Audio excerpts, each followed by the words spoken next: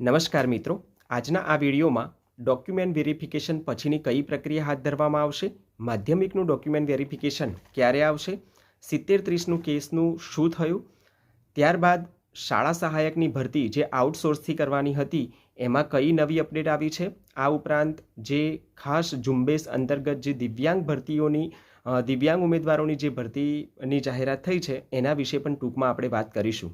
તો સૌથી પહેલાં આપણે વાત કરીએ ટાટ ઉચ્ચતર માધ્યમિક ડોક્યુમેન્ટ વેરિફિકેશન કે જેમાં સરકારીનું ડોક્યુમેન્ટ વેરિફિકેશન પૂર્ણ થઈ ગયું છે।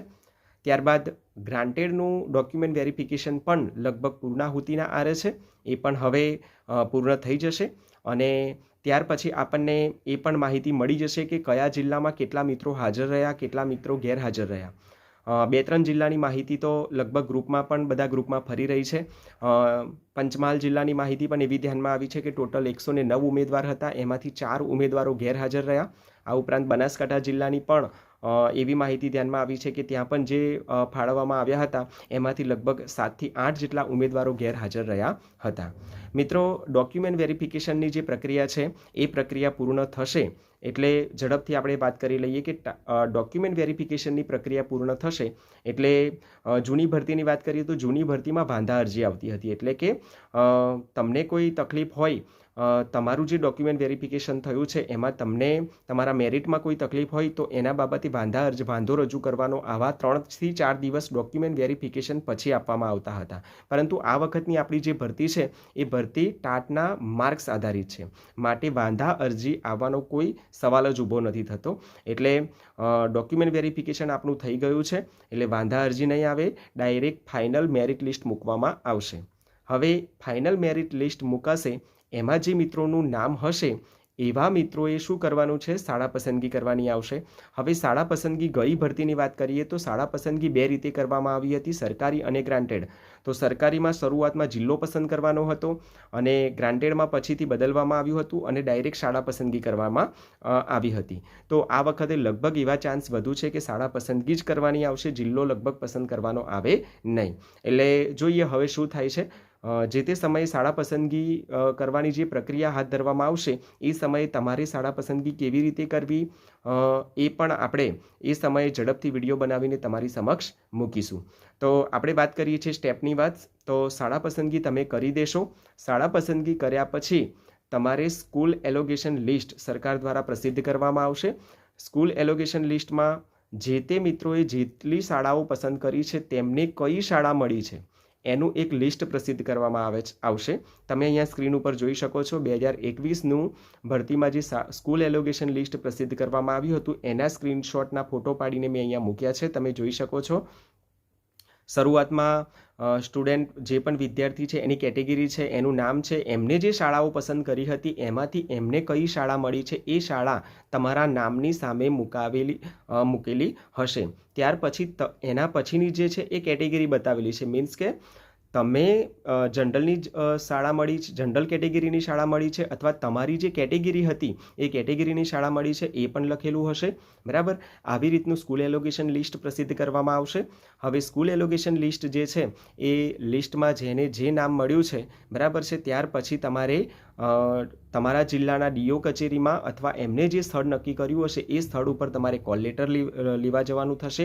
ત્યાં તમારે તમારા જે ઓરિજિનલ ડોક્યુમેન્ટ છે એ પણ લગભગ ત્યાં સબમિશન કરી દેવાના થશે અને ત્યાર પછી એ કોલ લેટર લીધા પછી નક્કી કરેલી તારીખ બધા માટે એક જ તારીખ હશે, એ તારીખે તમારે શાળા ઉપર જવાનું થશે અને ત્યાં પણ શાળાના પ્રિન્સિપાલ અથવા ક્લાર્ક જે પણ હાજર હશે એ તમને ત્યાં હાજર કરશે અને ત્યાં પણ તમારે એક ઝેરોક્સનું એક બંચ ત્યાં પણ આપવાનું થશે।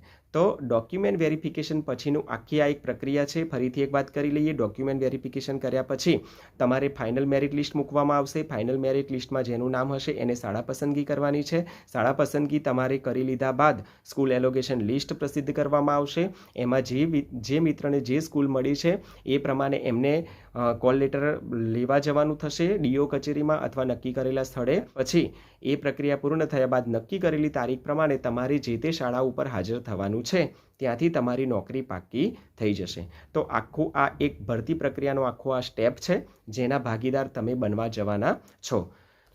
ત્યાર પછી આપણે વાત કરીએ માધ્યમિક વિભાગનું ડોક્યુમેન્ટ વેરિફિકેશન. માધ્યમિક વિભાગનું ડોક્યુમેન્ટ વેરિફિકેશનની જે તારીખ છે, લગભગ આવનારા 2-3 દિવસમાં એનું પણ વેરિફિકેશન ડીવી લિસ્ટ જાહેર થઈ જવું જોઈએ. અને એમાં પણ જે 3100થી પણ વધારે જે જગ્યાઓ વધેલી છે એ જગ્યાઓ લગભગ એડ થઈ જશે. અને ત્યાર પછી ડીવી લિસ્ટમાં જે વધારે ઉમેદવારો અમુક સબ્જેક્ટમાં બોલાવાના થતા હશે તો એ 3 ગણા ઉમેદવારોની યાદી જાહેર કરીને મૂકી દેવામાં આવશે.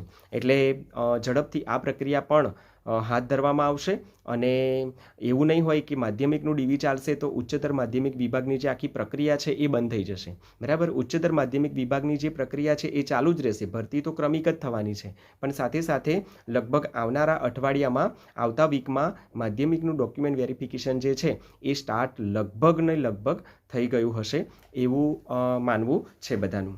ત્યાર પછી વાત કરીએ 70-30ના કેસની વાત. મિત્રો, 70-30નો કેસ જે છે, છેલ્લે જે હિયરિંગ હાથ ધરવામાં આવ્યું હતું એમાં જે જોરદાર દલીલો થઈ હતી. 70-30ના જે વકીલ હતા, 70-30 કેસમાં જોડાયેલા જે મિત્રો છે એમના જે વકીલ હતા, એમને દલીલ એવી પણ કરી હતી કે વિદ્યા સહાયકમાં 50-50નો રેશિયો રાખવામાં આવ્યો છે, આચાર્યની ભરતીમાં 60-40નો રેશિયો રાખવામાં આવ્યો છે, તો આ ભરતીમાં કેમ ટાટના માર્ક્સ આધારિત ભરતી કરવામાં આવે છે? આટલી મોટી ભરતી છે તો જે એકવાર જૂની પ્રક્રિયા હતી એ પ્રક્રિયાથી ભરતી હાથ ધરવામાં આવે તો જે જૂના કેન્ડિડેટ છે એમને પણ લાભ મળે. તો જે સરકારી વકીલ હતા એમને પણ સરસ જવાબ આપ્યો કે એનઈપી નેશનલ એજ્યુકેશન પોલિસી 2020 અંતર્ગત જે નિયમો બનાવ્યા છે એના આધારે જ ભરતી કરવા જઈ રહ્યા છે. એમાં બીજું સ્ટેપ એ પણ છે કે ઇન્ટરવ્યૂની પ્રક્રિયા હાથ ધરવાની હોય છે, પરંતુ અમે હાલ એક જ સ્ટેપથી એટલે કે ટાટના માર્ક્સ આધારિત ભરતી પ્રક્રિયા હાથ ધરવા જઈ રહ્યા છીએ. એટલે ત્યારબાદ જે ન્યાયાધીશ છે, જજ છે, એમને પણ સવાલ કર્યો હતો કે બીજા રાજ્યમાં કઈ રીતે ભરતી કરવામાં આવે છે, ત્યારે જે સરકારી વકીલ હતા એમની જોડે કોઈ જવાબ હતો નહીં, પરંતુ એમનો જે જવાબ હતો કે નેશનલ એજ્યુકેશન પોલિસી, બરાબર, જે આરઆર થયો છે, એનઈપી એ જે પોલિસી બનાવી છે એ પોલિસીના આધારે જ અમે ભરતી પ્રક્રિયા કરી રહ્યા છે, એના ઉપરવટ જઈને અમે કોઈ પ્રક્રિયા હાથ ધરતા નથી. એટલે આ એક સારો જવાબ કહેવાય.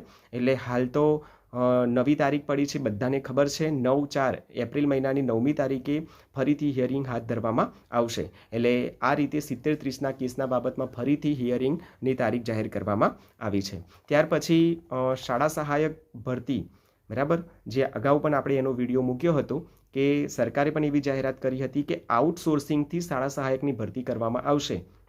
પરંતુ જે મિત્રો જોડેથી માહિતી મળે છે એ મુજબ જોવા જઈએ તો શાળા સહાયકની જે ભરતી છે હવે આઉટસોર્સ નહીં પણ જે જ્ઞાન સહાયકની ભરતી પ્રક્રિયા હાથ ધરવામાં આવી હતી એ જ રીતે શાળા સહાયકની પણ ભરતી પ્રક્રિયા હાથ ધરવામાં આવશે. એટલે કે ટૂંકમાં આઉટસોર્સથી નહીં પણ સરકાર દ્વારા આ ભરતી કરવામાં આવશે. એટલે એની જાહેરાતો પણ આવનારા સમયમાં કરવામાં આવશે. ત્યાર પછી ખાસ ઝુંબેશ આધારિત જે ભરતી ધોરણ 9થી 12માં જે ભરતી જાહેરાત કરવામાં આવી હતી એના ફોર્મ પણ ટૂંક સમયમાં ભરવાના છે. ત્યારબાદ આજે ધોરણ 1થી 5 અને ધોરણ 6થી 8 માટે જે ખાસ ઝુંબેશ આધારિત દિવ્યાંગ ઉમેદવારો માટે જે જાહેરાત કરવામાં આવી છે એની વાત કરીએ તો 1થી 5ના જે ઉમેદવારો છે એના માટે 3715 જેટલી જગ્યાઓ જાહેર કરવામાં આવી છે અને ધોરણ 6થી 8 માટે 469. આમ ટોટલ જે જગ્યાઓ છે એ જગ્યાઓ ઉપર ભરતી પ્રક્રિયા હાથ ધરવામાં આવવાની છે અને તારીખ 1 એપ્રિલના રોજ આના માટે ફોર્મ ભરવાની પ્રક્રિયા હાથ ધરવામાં આવશે.